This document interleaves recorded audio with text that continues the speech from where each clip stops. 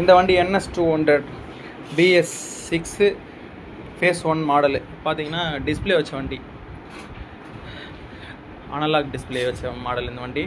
இது பார்த்தீங்கன்னா engine oil மாற்ற போகிறோம். இந்த இன்ஜின் ஆயிலோட ரேஞ்ச் பார்த்தீங்கன்னா 1.25 லிட்ரு. அதுக்கு வந்து 7100 மோட்டரில் 2050 ஊற்றலாம்.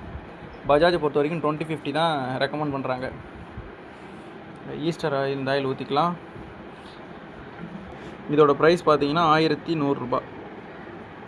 ஸோ ஃபஸ்ட்டு எப்போவுமே இன்ஜின் ஆயில் மாற்றக்குள்ளே ஆயில் ஃபில்ட்டரும் சேர்த்து மாற்றினா வண்டி இன்னும் நல்லா கண்டிஷனாக இருக்கும். இதுதான் ஆயில் ஃபில்ட்ரு. அது இந்த 2 போல்டையும் லூஸ் பண்ணிவிட்டு ஆயில் ஃபில்ட்ரு மாற்ற வேண்டியது. இதுக்கு 8mm டீ ஸ்பேனர் யூஸ் பண்ணி இதை லூஸ் பண்ணிக்க வேண்டியதான்.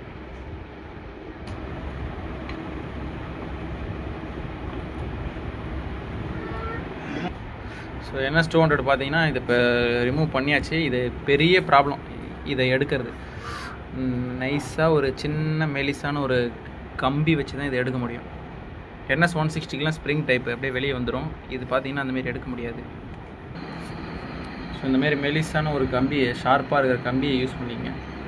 இதை வச்சு அப்படியே லைட்டாக தள்ளி அவ்வளோதான் வந்துருச்சு.